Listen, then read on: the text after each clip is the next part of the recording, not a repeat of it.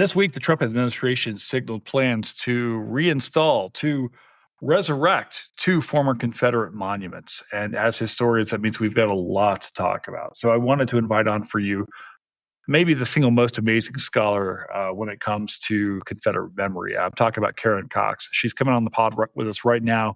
Hey, everybody. This is Jason Herbert. I'm the host and creator of Reckoning with Jason Herbert. And we're going to talk today about what these Confederate monuments mean, the history of the Confederacy, the lost cause, the United Daughters of the Confederacy, and what to do about all of these places. So sit back and relax, because Reckoning with Jason Herbert starts right now. I'm Jason Herbert. I'm a Southerner, but I live in Colorado. I'm a historian, I'm an outdoorsman, and I'm a movie buff. I hunt and I fish, I kayak and I climb mountains. I like to explore old places and ask new questions. I'm curious about the world. And this is a reckoning. Okay, so I had just a moment of panic just before we started recording.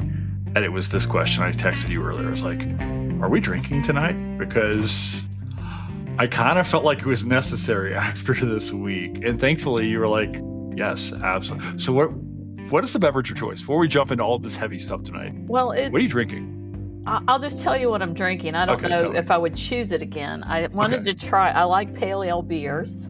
Okay. Pale ales. And, and I'm trying a blood orange pale ale. Okay. And it's a little different, but it's not bad. I've had other citrus infused pale ales, which I think are better than this one. Right. But I wanted to give it a shot. There's actually a place here in Pueblo, Colorado that makes a terrific blood orange lager. In Colorado, if your local brewery is not good, it just doesn't stick around. There's just too much competition. Oh yeah. Out there for your stuff. So we've got a good one. And it reminds me, Karen, actually, because I remember the first time I started drinking citrus in my beer. It was like when I was in my 20s. And it was like we would go to these douchey bars and drink the Belgian style beer. And they would put like the orange slice in your beer. And we were 25 and we thought that was, haute couture. We thought that was like, that was fancy. And then we would go, hit on whatever blonde would inevitably reject us. So I'm glad to see that I am talking to someone who's keeping the dream of the 90s still alive for me. Or I just dream of the early 2000s, because I didn't turn 25 till some other time. So my friend, just quickly before we jump into this, I decided to reach into the wine cabinet, wine fridge. I've got a little thing here. I'm drinking a California Red, Napa Valley Red from 2023. Nice. Oh, this is 14.5% alcohol by volume. I'll be verschnickered shortly. You drink the whole thing? Yeah, you will. Well, I won't, because I'm training for a half marathon later in the year. I'm in the middle of a glow up. That's why I got the glasses. Right. So we're gonna do our thing. Whatever it takes, man. It does take, but after tonight, it takes the. So this is I'm calling it my Pete Hegseth Memorial glass of wine. Why would you want to taint it with that guy? What are you talking about? He's a leader. All right. So before we jump into the events of the week, Karen, you and I have been friends for a long time. But for people who don't know you, you want to introduce yourself real quick and talk a little bit about who you are and your work. That's a good question, because people will think I've done something and I don't think anything about it, right? I really don't think about, I know I've published some books, but I try to stay humble about it. But I have authored 4 books and I've edited a couple of volumes of Southern history. And, I guess my bread and butter has been Confederate memory and heritage and monuments and those sorts of things, the lost cause. And because my first book was my dissertation, which was on the United Daughters of the Confederacy. And the second book was a pop culture book, which I really enjoyed doing. And then I wrote a true crime story, which is history. It's kind of, I can think of it as a micro history. And then more recently, the book on Confederate monuments, because that issue continues to come back over and over and over again. And it's really interesting to me because I thought, yeah, we're not done with this yet. And here we are again. So yeah, that's the stuff that keeps me busy. Ask me what I'd really like to be writing about. It's not about that. Although I think it's important for me to communicate what I know, my expertise about this topic, and try to clarify it for people. I see things in social media that people are saying about it all the time, and I'm thinking either that's on point or it's way off base. And the thing about where we are right now in social media, and I'm not talking about just blue sky, I'm talking about places like Instagram Reels or TikTok, and these are places where everybody claims expertise. And very often they're using the work of historians like myself and others. And then their little TikTok will blow up, and then, I will get no credit for whatever's going on there. But it's just the way it is, right? I think it's the way things happen. So, yeah. So I still am very much a historian. I very much like to do the research, and I love writing, and which is why AI makes me crazy. Because I so value the written word and the process of writing. I mean, I will work something to death, because I want it to be, I want to when I read it, for it to sound well, right. As I read it, I want to think about the reader, and does the reader, am I making this clear for the reader? And my reader right now is not other academics. It can include other academics, but I'm really trying to reach a broader audience with my writing, and that's kind of the way it's been going, probably since I wrote the book Goat Castle on a true crime and during the Jim Crow period. All right. Well, one of the things I want to do right now is, in front of all the listeners, is call you a liar, because you say, "Oh, I've only written these 4 books," and blah blah blah. And I just want everybody to know, I was with Karen last in Kansas City at this mega conference, this Western History, Southern History thing, and the ways in which people, the seas didn't part. They came together. It was the opposite effect. You're the anti-Moses, Karen, because people were just swarming around, and like I would see, and the Southern is famously like his Civil War historian memory kind of a place, and all of these people were like fawning over our guest here on the podcast, except for me. I was like, it's just my friend. Whatever. I don't know if that actually happened, but I saw it happen. I'm just saying. Well, it's like, yeah, it's an interesting organization, and frankly, it's gotten boring lately, I think, because it's so white. I'll take that challenge. Yeah. Said the white guy quite literally said the white Southerner at the Southern.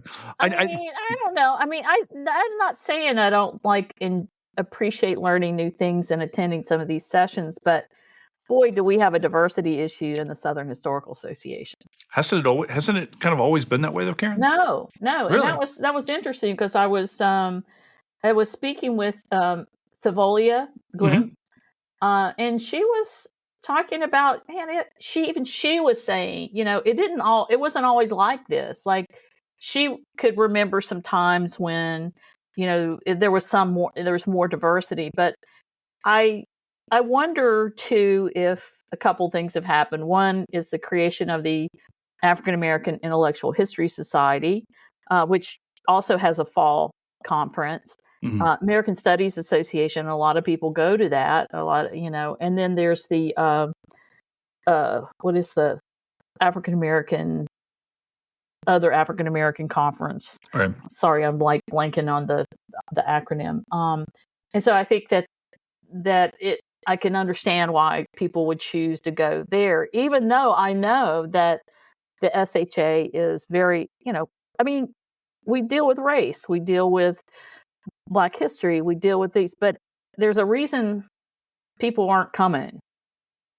One of the things I know that in my own field of like the Native South, we've often struggled with trying to get people in the South to recognize the Native South as an important, integral part of Southern history. Mm-hmm. Andrew Frank over at Florida State, a dear friend of mine, has long been, who doesn't love Andrew, right? He's just the most amazing, wonderful human. Has long been an advocate of saying, hey, look, we really need to get these stories, these Native stories, as part of the South. And I hope that we're moving towards that. I hope we can get more people of color, Native scholars, right. Women. So everybody, listen, history should be a space where everybody's, has a spot in the sand, in the sandbox, Yeah. So I hope to see that. Yeah. I wanted to say why it's so important. Please. I mean, when I was a graduate student, I got my PhD at the University of Southern Mississippi. Okay. Not a top-notch program, although I had great professors. I learned a lot. But one of the things about that school was that it was the first time that there were several like African American students in my classes. Mm-hmm. And having their perspective on what we were reading, we're talking about, was eye-opening. It was like, wow, you're missing so much when you aren't engaging with people who don't look like you. Sure. And that goes for the, as you said, Native American history, etc. And, I just think it's so important, because if they're there, if they have a seat at the table, then it just broadens our understanding and our knowledge of the past, and especially the Southern past in this case. Yeah, and I want to say this real quickly before we jump into the topic of tonight. I'm thinking of a very specific scholar right now whose intellect, just every time I'm around her, it just blows me. Hillary Green. That's like me. You're going to say Hillary. Of course, I'm going to say Hillary Green, and she's listening. She's probably saying something like, "Jason, stop it." But Hillary, we love you to death. Your brain is terrifying. She is like the most amazing. I love Hillary. There's so many other scholars at the Southern I could talk about, and maybe we'll do that someday. But I'm just like, she, in my mind, she is like the vision of the Southern for me. Like, that's the scholarship. Well, what am I doing here? You should have her on here. Oh no, she said I wasn't big enough for her. So she's like, "Well, fuck Karen." I don't believe that. I'm second choice. Okay, I got it. Yeah, lower than that, actually. Thanks. I know, it's been looking like a broadcast here lately, Jason. So it's good that you have some more women on your show. First of all, you are my bro too, Karen. So there's that. All right, I want to talk to you. Hashtag bro. Bromance, right? Jason and Karen. All right, I want to talk to you today. It's funny. You texted me earlier. You're like, did you want to have me on before all this stuff happened, or did this stuff happen and then you want to have me on? I'm like, it happened in the same hour. I think I reached out to you because I had been thinking about this for a while, and obviously you know this because you've lived in my hometown. You know how I feel about this stuff, and it was a conversation I've been wanting to have for the longest time because I feel so passionately about it. And frankly, Karen, I don't know of any human who can convey the importance of what these Confederate monuments mean, the debates around them, what's at stake here, like you. So you were actually the only choice for tonight's conversation that I wanted to have, because I think it's a really important conversation to have. And there's some really other amazing scholars doing this. But Karen, you are the very top of this. You are the person. So this week, I'll just lay this out for our listeners. I think everybody probably knows, Trump administration announced plans to reinstall, and correct me if there's some verbiage here that's important, Karen. I saw you talking about this earlier on social media, to reinstall 2 Confederate monuments, one to Albert Pike, and then another is the Reconciliation Monument, I believe, at Arlington. Is that correct? The so-called the so-called Reconciliation Monument, right, at Arlington. And I think we kind of knew this. We had a sense this was going to come in. Was going to come back in November. So, can you kind of speak broadly to your first thoughts on when you heard the news, and then we can kind of dive in behind where these monuments come from. Kind of talk about the lost cause, and what's at stake here. All right. Well, the news is unsurprising in some ways. When I read the executive order that was about restoring truth and sanity to American history, included in that was a statement about returning monuments that had been removed. And of course, these are on federal property because they don't have a say-so over the others. And there was only a certain kind of monument that had been removed. And I was like, look for this to be coming back. And that was a mess. I put that out on Blue Sky 4 months ago, and here we are, right? So it's not a surprise. But what's interesting, and I guess I'm going to have to read more about the plans for it, but essentially they're returning this monument that stood in Arlington Cemetery since 1914. I think it was taken down in 23. I would have to double check that, but I think that's right. And so it's just, it's a lost cause monument. That's what it is. Now, Hegseth says we're going to return this Reconciliation Monument. It was known as the Reconciliation Monument. No, it was not. It was never called that, ever. It was the way in which reconciliation comes into the story is that, first of all, the sculptor, Moses Ezekiel, who's an interesting figure all by himself, he calls his monument a peace monument. And he's talking about peace between North and the South in 1914. This is when this thing is unveiled. Now, the UDC is behind it, United Daughters of the Confederacy. They're the ones saying, let's, we're going to raise money for this monument. As soon as, President McKinley had said in a speech that we need to take care of the graves of of our comrades from the South, something along them, paraphrasing. Well, they latched onto that and they began, and within a few years they had a committee and they began raising money, etc. But anyway, so the UDC is behind this. It's a lost cause monument, and it's not a reconciliation monument. And what they say, though, during the unveiling ceremonies, they do talk about, there are themes of reconciliation that are being bandied about. But here's reconciliation. Reconciliation is on the terms that the white South sets. That's what reconciliation is.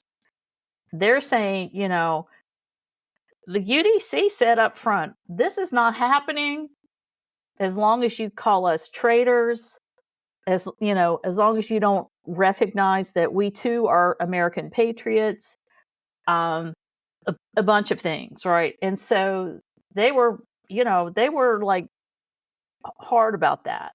And so essentially I say it's reconciliation as long as you do all these things. Otherwise, get out of here. So the way it looked like reconciliation was that there was members of the GAR, Union veterans. There were the Confederate veterans. There was the UDC members were there this is all on the unveiling day. Daughters of the American Revolution from northern states.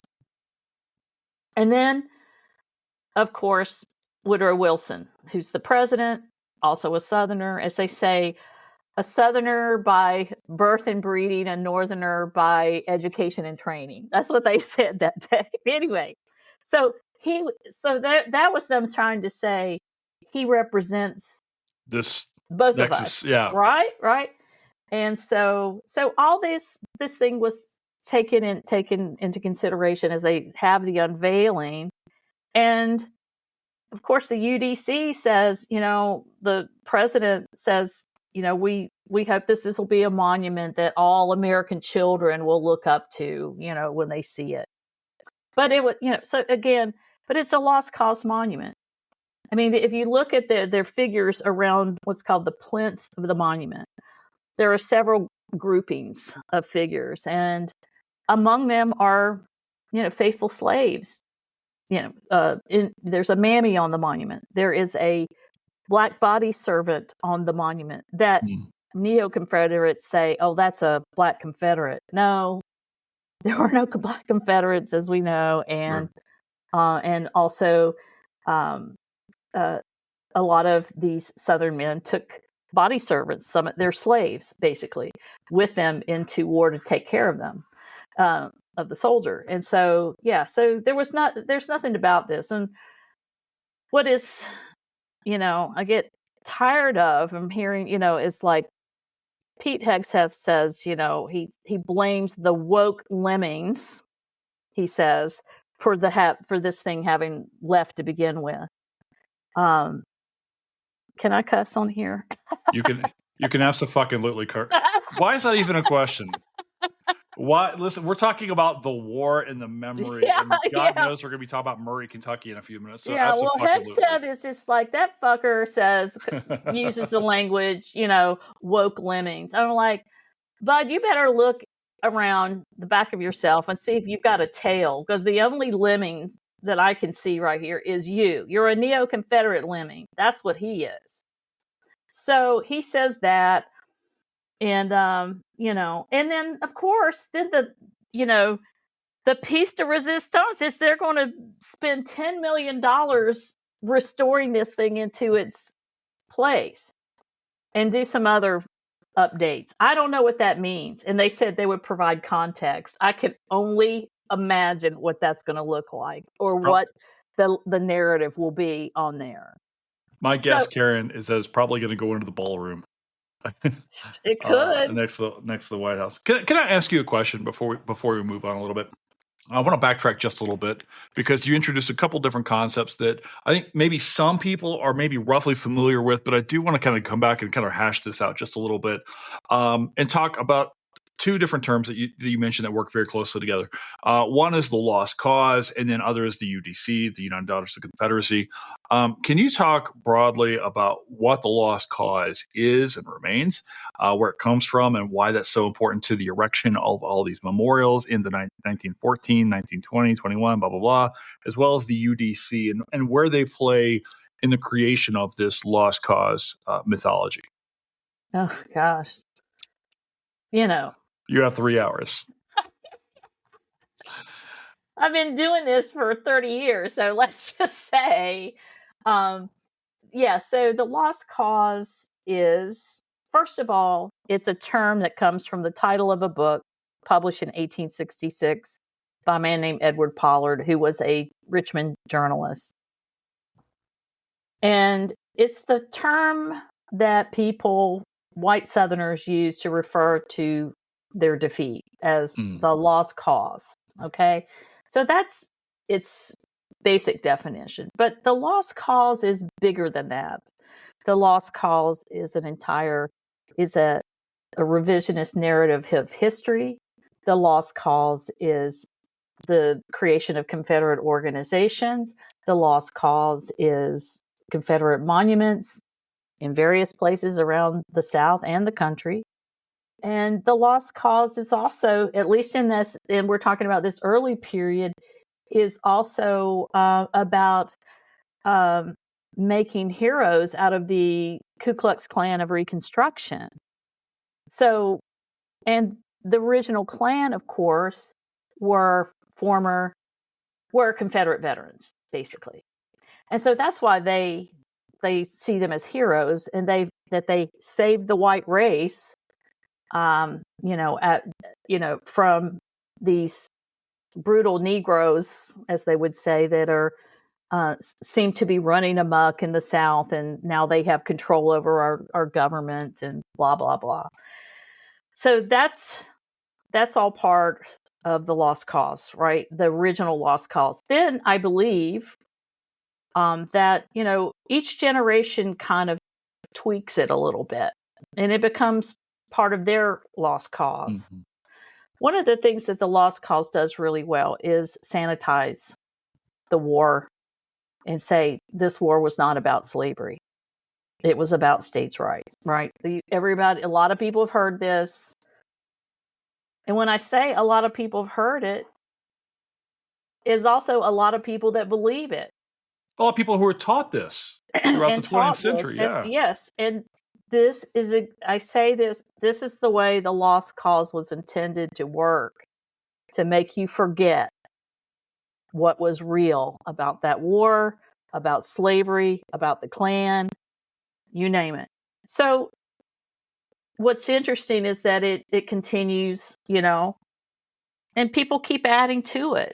And to the point where, if we fast forward to today, we talk about Trump and Trump's lost cause, mm-hmm. right? There are several, I'm not alone in this. There have been several articles that have come out on this.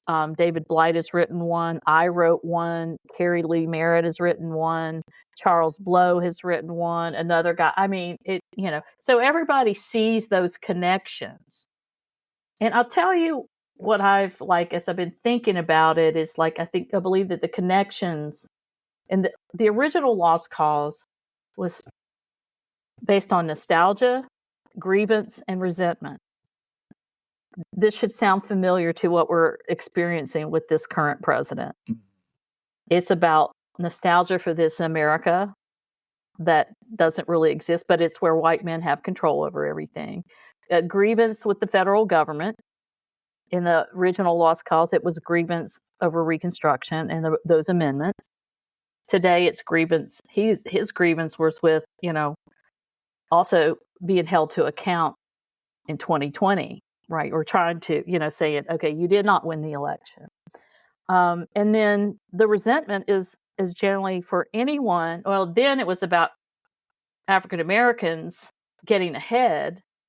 Today, I think it's about anyone. It could be people of color, African Americans, immigrants. It could be about women. It could be about the LGBTQ community.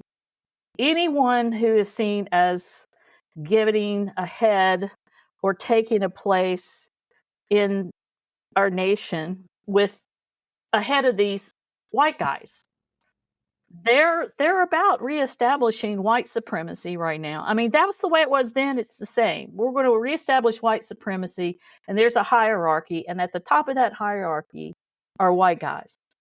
Also happen to be wealthy white guys.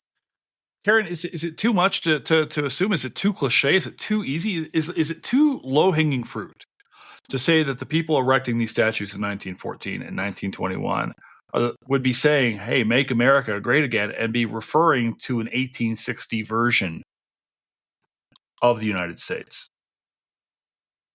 I mean, they were participating in a Make the South Great Again movement. I mean, sort of, they, of course, it's interesting because, of course, they didn't have anything to worry about by 1914 or 1921. I mean, Southern state legislatures had already erased the progress in a lot of ways, at least the political progress of African Americans, especially Black men, right? So they all these amendments that basically took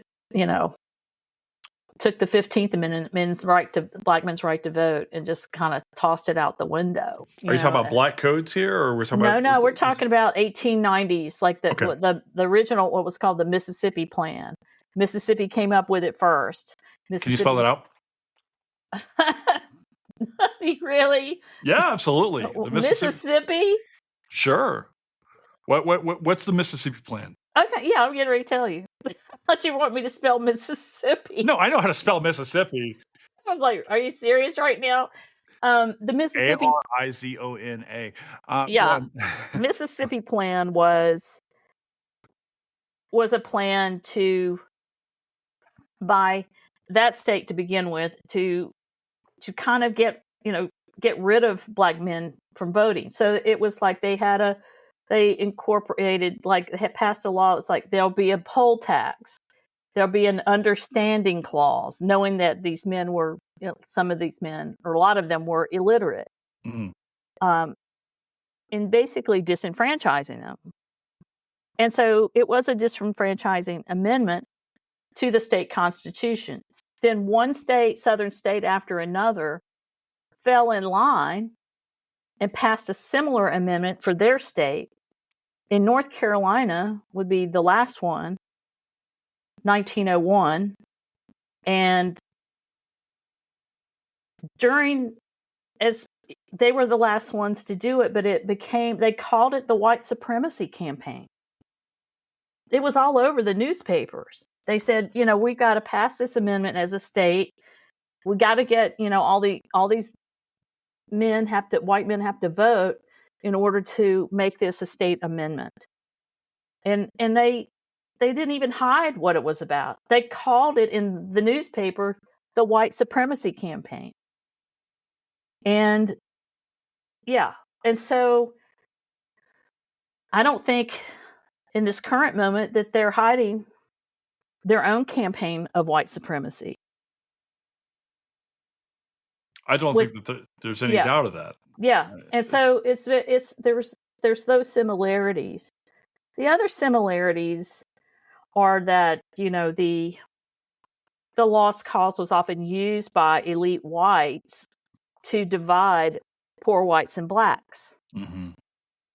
Right. We'll use this. Oh, you need to kind of support what we're doing because, we're going to protect you from these quote unquote Negroes who, might be trying to take your place in some way or another.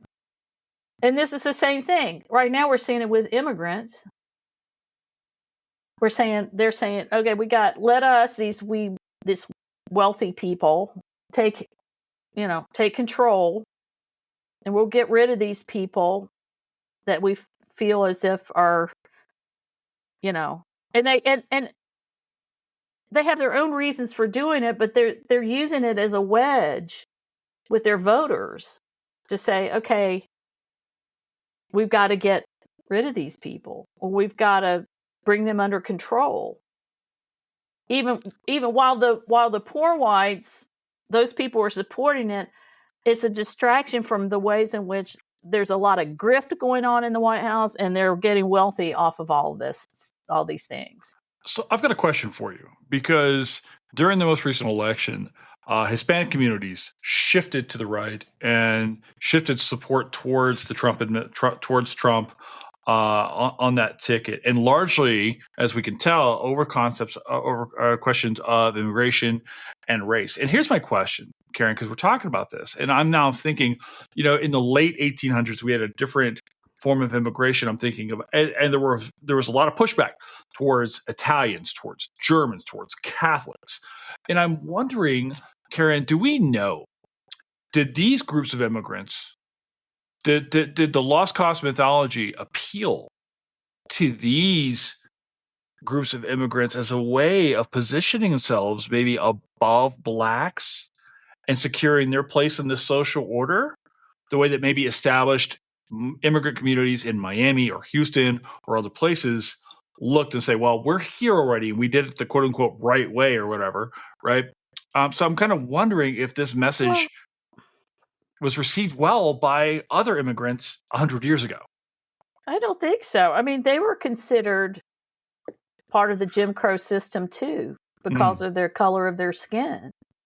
They kind of, it's like, we know that they treated the Chinese, the Delta Chinese, in the same way. They had to, they were like, had to fight to be able to go to the white schools, and the Italians, for example, I can just give you an example from Natchez, Mississippi, where I've done research. There was a group they recruited Italian families from, I don't know where it was exactly. I don't want to say it's Sicily, but it might have been. But they recruited about 40 Italian families, these planters in Louisiana did, to come and work the plantations because they didn't have enough Black workers to do the work. We're talking post-war. Sure. Right? Or maybe early 20th century. Well, these families came, and I think they probably thought they were getting their own farms and realized they were turning them into sharecroppers. And they said, peace out. And they went to Natchez and they started grocery stores and other types of businesses. And they actually blended in with the Black community in Natchez. They lived along what's called St. Catherine Street, which was the heart of the Black community in Natchez. But you also had these Italian families that were there as well. So I don't see them, jumping on that bandwagon. What you'll see is more like, okay, poor white people that, get into this because it feeds their grievances, the ones that they have. Yeah. Yeah. I'm thinking very specifically about Carrie Lee Merritt's work here. Both of you and I are huge fans of Carrie Lee as well. I want to ask you, Karen, what people might not know is that you have actually you've actually lived in my hometown of Murray, Kentucky. You are quite aware of the statue of Robert E. Lee on my courthouse square back home, which still stands to this day. You're probably very familiar with not very far from there, the Jefferson Davis State Historic Site near Hopkinsville, Kentucky, where the Griffey family, my maternal grandmother's family, we hold our annual family reunion in quite literally in the shadow of that monument. We hold it there every single year in Fairview. I had to stop attending because I couldn't go there. It was convenient for me too because I was in Florida and elsewhere, right? But I mean, it always rubbed me the wrong way to be there. Karen, I want to ask. Go ahead. Isn't the one in Franklin an obelisk? Yes, very absolutely. It's like a Washington monument. And you know what? And the crazy thing is, I was preparing the Substack that'll go out with this. It's beautiful. You've been to Western Kentucky. Western Kentucky is a beautiful place. Yeah, it's filled with good folks. It's home to me in a lot of different ways. And then it carries with me, Karen, this incredible burden because it hurts my heart to see the statue of Robert E. Lee. It hurts my heart to see this obelisk devoted to Jefferson Davis. And look, I'm under no illusions that say the founders or other people are without their flaws, right? We can go through this. I'm not, of course, right? Part of understanding the human conditions, understanding we all have issues or whatever. Like the founders held slaves and so forth, right? There's a bigger conversation here. But it hurts me to see these things here, right? Because it's so close to my home, because it is my home. And to see the pushback when people were rallying to see these monuments torn down. So I kind of wonder, Pete Hegseth says, and this is a talking point, we can't tear down the monuments. We'll tear down the history. This would be destroying our history. Can you speak to this idea about the idea that tearing down monuments is some form of historical erasure? Yeah. I say that in my book, No Common Ground. I actually address that very question. And that is, first of all, these monuments are often not, quote unquote, torn down. They are taken down. Torn down would be what happened to the monument at the campus of UNC Chapel Hill.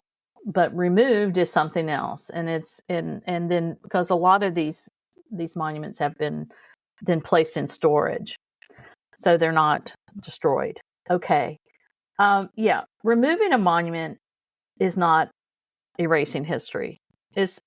I say it's removing an artifact of Jim Crow, because the vast majority of these monuments were built 30, 40, 50 years after the Civil War ended. So it's not about history. What it is about the memory, on the one hand, that these Confederate organizations have, which is very much tainted by the lost cause narrative, especially in the early 20th century. And so when you remove a monument, you're not removing history. And the reason I say that is because there are lots of things that have been removed that no longer exist.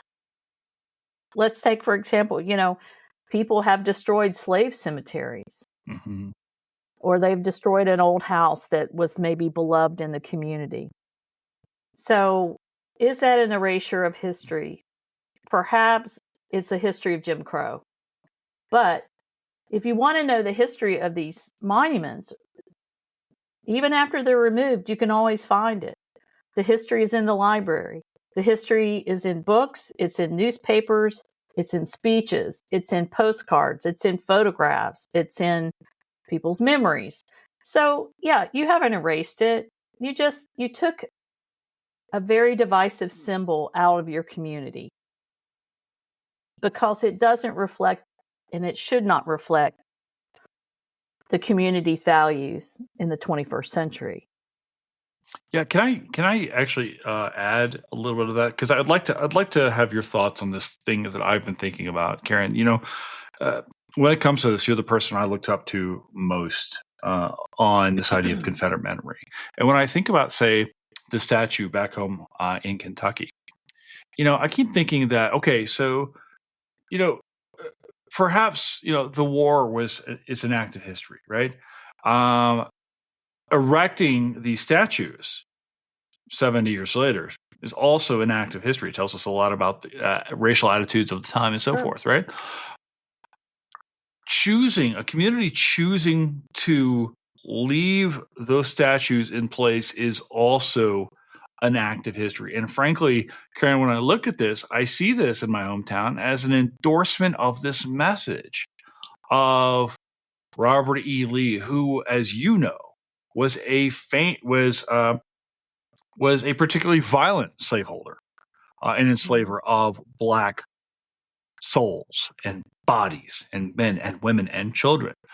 And the continued presence of that statue is an endorsement of everything that man carried with him. Not only his endorsement of slavery, but his violent attempt to overthrow the American experiment itself. So, I see this now. It's not just about like the idea of like removing this thing. It's just like, look, you're continually saying that this is okay with us, that these messages, and I can't begin to imagine. I try to empathize, but I can't begin to imagine being a person of color in my hometown, right? Well, and walking by and seeing that statue on the courthouse square. Yeah. Well, that's purposeful, right? Absolutely, it's placed on the courthouse square on purpose. Absolutely. It is a reflection of the power structure, the white power structure, when it was placed there, and it continues to be even today. And it's sort of, Ann Rubin said in a post one time, it's like they're giving the middle finger to the Black community. Absolutely. Yeah, and it is. It's like it's saying you're second class, and we're going to keep this here just to, piss you off. It's like we don't care. We don't care what you think about it. It's been here 100 years, blah, blah, it goes on. But it's really a reflection of the power structure. It's like, okay, these are white men that we admire, and we're going to put a symbol of that outside of the courthouse, where we on the inside are also white men who have power, and they have power over everybody in the community. Generally, Black people, women, immigrants, whatever. So, I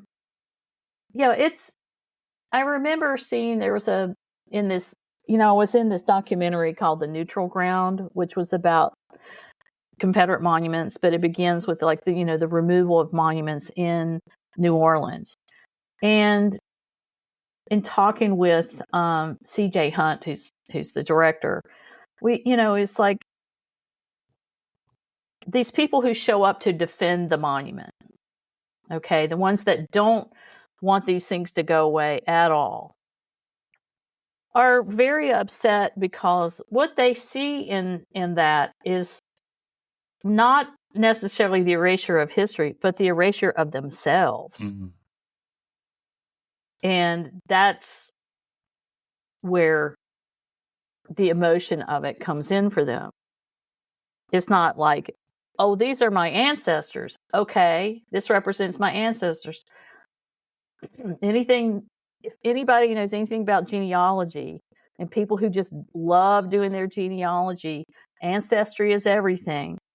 And being able to tie themselves to this important event in our nation's history is a big deal. And it's almost like they think, I am somebody because of my ancestry. So when you erase that, you're erasing me, not just the people that they're talking about.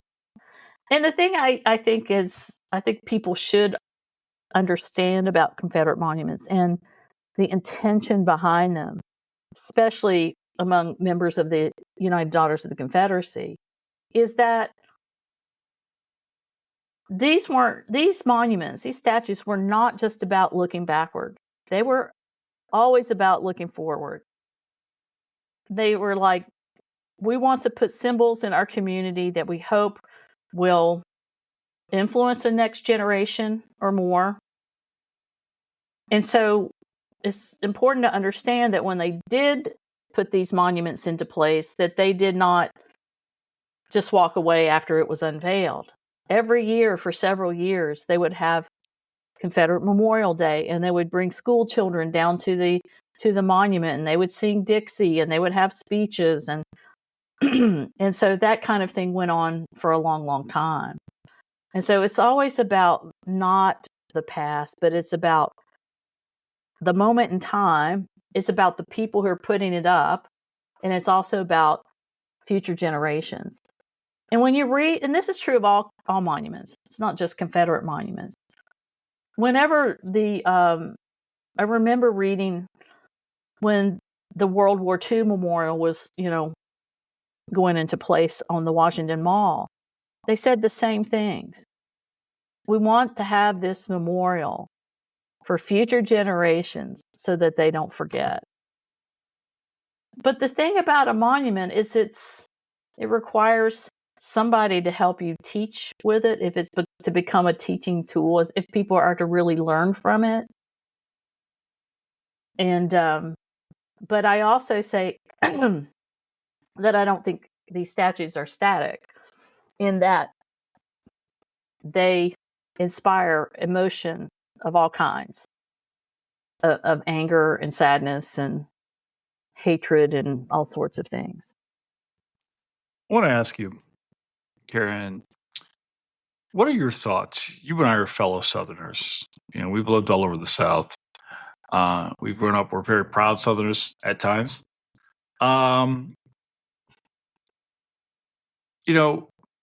When we look at these monuments, and there are so many still that remain, and I'm thinking now about the one carved into the side of the mountain down in Tennessee, Georgia. I forget exactly where. Stone Mountain. Stone Mountain, right? Georgia, yeah. Thank you. Stone Mountain, Georgia. Jefferson Davis Monument. There are others. They're throughout the South. What should we do with these monuments? Should we leave them in place? Should we add to them, perhaps, to maybe curate or provide context? Should they end up at the bottom of a lake and provide great habitat for crappie fishing? If so, where would those lakes be, and how can I get to them? Yeah, well, I get asked this all the time, and the thing about it is there's no easy answer for this. I know that there are, people on the far right. It's like, don't touch them, let them all, just leave them where they are. And there's people on the far left who will say, let's just rip them out and let's chop them up and do all these things. And then there are people in the middle who aren't quite sure, but they want to be educated about it.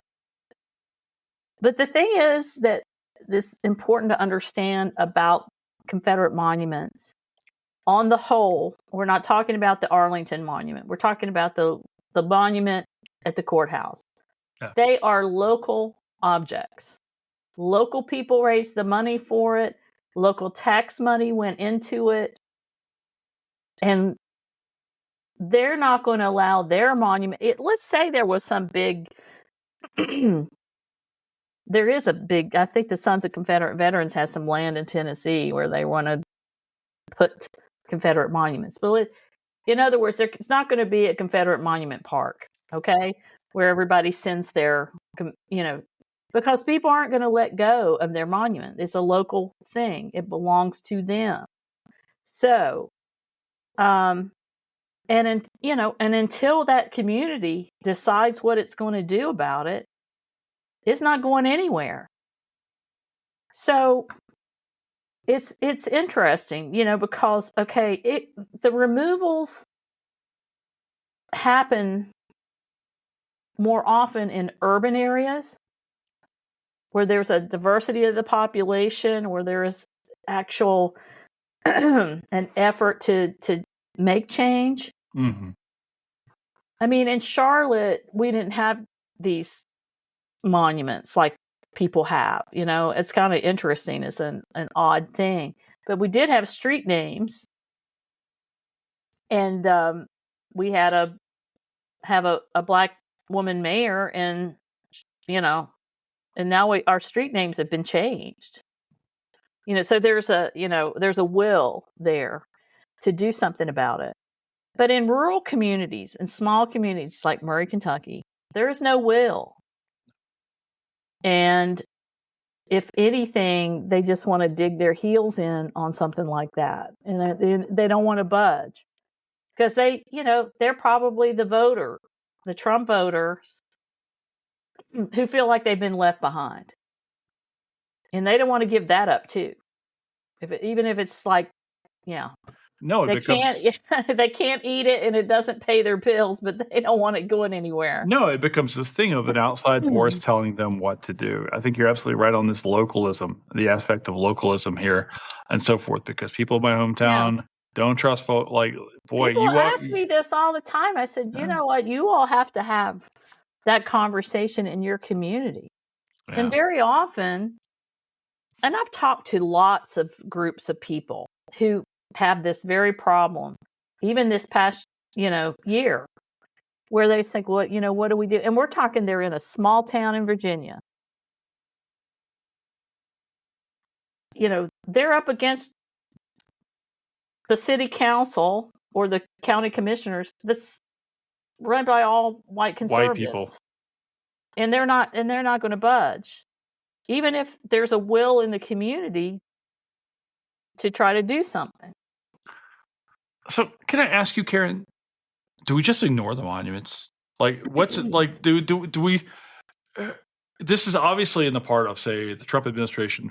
Hegseth came in, immediately renamed Fort Bragg, or restored, gave a new name to Fort Bragg after, I guess, some lieutenant or private or something like that, right? Obviously, this seems to be more of, this is not a good faith argument on the part of conservatives, or I hate to even say, of the MAGA world. This is not about restoring history or trying to whatever. This is about owning the libs and creating yet another little win to keep the fan base. And I hate to say and I don't even want to say the political base, because I don't, as I surf around on TikTok and social media, I don't see a deep political ideology anymore. All I see is a fan base now. Right? There's no deep political discourse on the part of conservatives. It's entirely about identity and owning libs.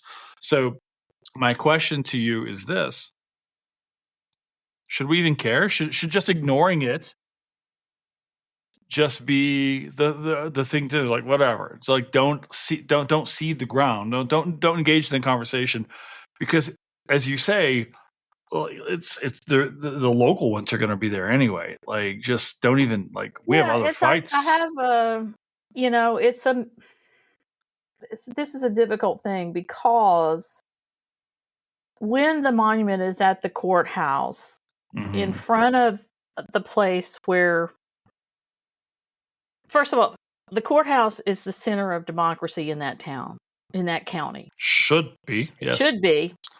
And here you have this, white supremacist statue, or this statue, Jim Crow statue, that's what I call them. They're mostly Jim Crow statues. You know, there's a sense within the Black communities in these southern towns that they're not going to get a fair trial inside of that courthouse if this thing is out here. Because it kind of sends a message, right? So on the one hand, you want to get it removed. Okay? And actually, I can share this, and I won't say where it was, but I was asked to come in and testify for a public defender in a capital murder case in Virginia, and he was trying everything, you know, to help this guy, right? And in one of the things he wanted to do was try to get the monument removed for that very reason. That he couldn't possibly get a fair trial in a courthouse with the Confederate monument out front. They didn't buy it, of course, but you know, it was an effort, right? And that's where I say there's that. On the other hand, I went to speak to a group in Asheboro, North Carolina. It's a small town, a small county, and they wanted me to talk about Confederate monuments. You know, they were in a battle to try to remove the Confederate monument there. And what was interesting about it is that the guys in local government had spent like $38,000 to put a protective fence around the Confederate monument. So, but they want the monument to go. But while I was there, someone in the group had done research on all the slaves that existed in their county and their price. Mm-hmm. Because there were people who's like, we didn't really have a lot of slavery in this county, blah, blah, blah. Well, they did the research. And when I was there, they had a banner that stretched across the entire one side of the courthouse lawn with the names of these people and their prices. That, to me, was like one of the most powerful things I'd ever seen. And when they did that, the focus was on that and not that monument behind it. So there's a part of me that experience really made me think about that. It's like, maybe if they're not going to move it, maybe the way to deal with it is to divert people's attention to the other things, to the history of slavery in their community, to, you know, any number of things. But take it off. And I remember having an exchange with the guy who had invited me. I said, I think you need to focus on your ancestors. You know, and although at the same time, I absolutely understand the concern about the monument still being in front of the courthouse. But I think there is a way in which communities can divert attention away from that thing and not give it air. You know what I'm saying? Don't give it air. Give the air to telling the story of your ancestors. Give the air to maybe putting a monument, if they want one, somewhere else in the city. Or the suffocate it with the truth? Yeah. Yeah. And so, but as I said, it goes back to what I said a while ago. It's like every one of these is a local issue. You know, the UDC was never, it has a headquarters in Richmond, but it was never like centralized, ever. So all of these monuments get erected by the local chapters. Almost all of them are. Then when you get a monument like the one in Arlington, that is a region-wide, one could say national, because there are UDC chapters in the West as well.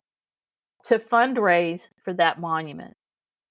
So they might be raising money for their local monument in a town, but they're also calling on that local chapter to donate money toward the Arlington Monument, or there's one at Shiloh Battlefield, or something like that.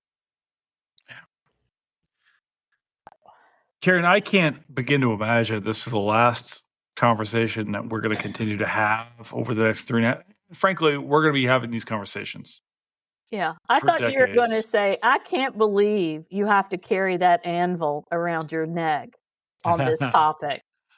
Well, how do you do it, Karen? How do you do it?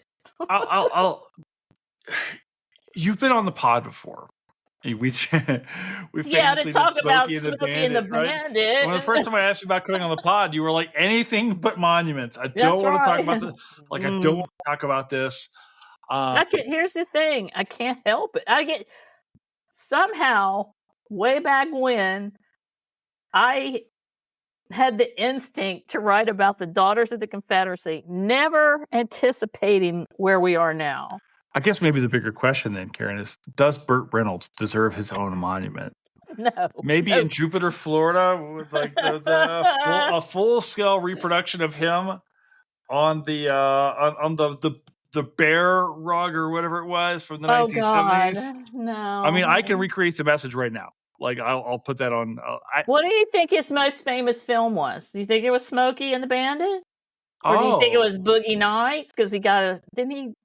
Well, I think I think we think about Burt Reynolds in terms of Smokey, right? I think more than that. Okay, so you need him. You need the statue needs to be of him in that Trans Am. And the Pontiac, right? I think more than anything, there's not so much a role, so much as an idea of Burt Reynolds, of like this kind of cocky ladies' man. It's kind of fun, but also remember when he was in Deliverance? He was playing really kind of against type in so much he was very serious, very man's man. Like this is the guy who could handle it. And part of the crux of that film was like he got hurt, and what are the other lesser, quote unquote, lesser men going to do now that he's kind of out of operation? I can't bag on Reynolds too much because he gave a lot back to my adopted community of Jupiter, Florida. So I'm kind of a fan. Well, he also didn't play. He played against type in Gator a little bit. Yeah, he did. Right. And there's a sense that he actually cares about Black people in that movie. He was actually very much cared about his home in Florida. He's from South Florida, played at Florida State, and myself, from Kentucky, but Florida's my adopted home more than probably even Kentucky at this point in time. I reckon with that, So well, right. What's his name? Jerry Reed. Jerry Reed played the bad guy in Gator. One of the finest country guitarists of all time. If you say so. I don't know. I would put Roy Clark at number 1.